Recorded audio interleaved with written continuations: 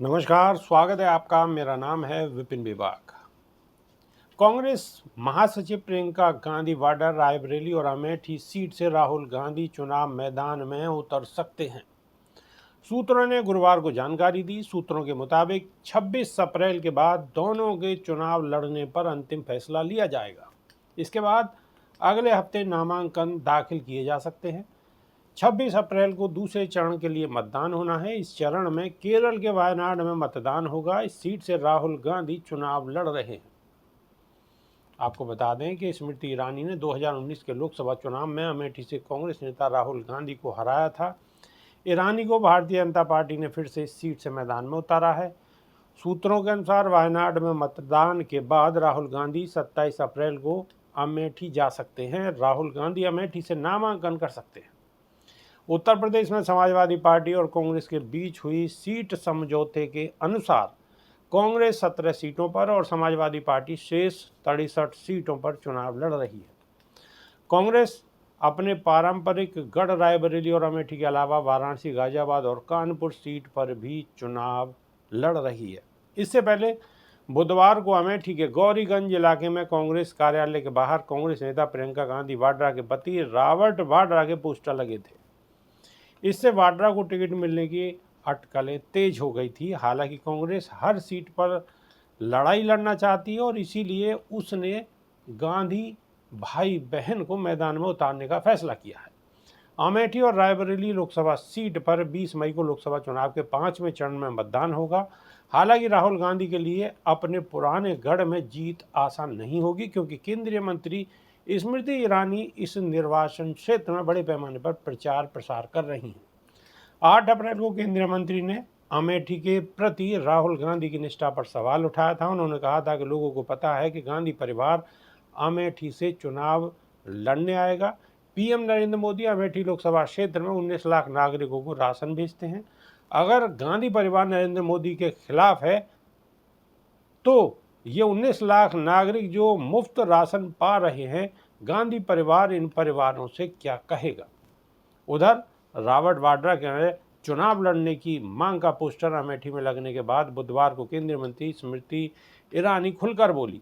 उन्होंने कहा कि कांग्रेस कार्यकर्ता अब जीजा मांग रहे हैं। अमेठी से पहले साले साहब को मांग रहे थे, लेकिन मैं कहना चाहती हूं कि जीजा हो या साला, अमेठी में हर कोई है मोदी का मत वाला। मैं कुछ दिन पहले वायनाड गई थी और मुझे जानकारी मिली थी कि राहुल गांधी ने वायनाड को अपना परिवार घोषित कर दिया है। कल एक कांग्रेस नेता ने कहा कि राहुल गांधी ने वायनाड को इसलिए चुना क्योंकि राहुल गांधी कहते हैं कि वायनाड के लोग ज़्यादा वफादार हैं। जो अमेठी की वफादारी का क्या हुआ। रायबरेली 1960 से कांग्रेस का गढ़ रहा है, जहां फिरोज गांधी और इंदिरा गांधी दोनों ने प्रतिनिधित्व किया है। सोनिया गांधी 2006 के उपचुनाव में जीत के बाद से इस निर्वाचन क्षेत्र से सांसद हैं। सोनिया के उच्च सदन में जाने के बाद कांग्रेस द्वारा प्रियंका गांधी को मैदान में उतारने की संभावना है, जो पार्टी में महासचिव है। अमेठी के सियासी रण का रोमांच हर दिन बढ़ रहा है और कांग्रेस सपा गठबंधन से अभी तक दावेदार का ऐलान नहीं किया गया है। कांग्रेसियों का दावा है कि 26 अप्रैल के बाद राहुल गांधी यहां आएंगे, लेकिन बुधवार की सुबह एक नया नज़ारा देखने को मिला। गौरीगंज कस्बे समेत कांग्रेस कार्यालय पर एक पोस्टर लगाया गया था, जिसमें लिखा है कि अमेठी की जनता करे पुकार, रॉबर्ट वाड्रा अब की बार। यह पोस्टर गौरीगंज में कांग्रेस कार्यालय के साथ ही पूरे कस्बे में लगाए गए हैं। दरअसल बीते 4 अप्रैल को रॉबर्ट वाड्रा का एक बयान आया था। अमेठी के लोग चाहते हैं कि मैं अपना पहला राजनीतिक कदम अमेठी में रखूं और यहां से सांसद बनूं, क्योंकि 1999 के चुनाव में प्रियंका के साथ जब चुनाव प्रचार किया था तो वह अमेठी ही थी। उस समय की राजनीति अलग थी। वाड्रा के इस बयान के बाद अब गौरीगंज में जगह जगह पोस्टर लगने से सियासत तेज हो गई है।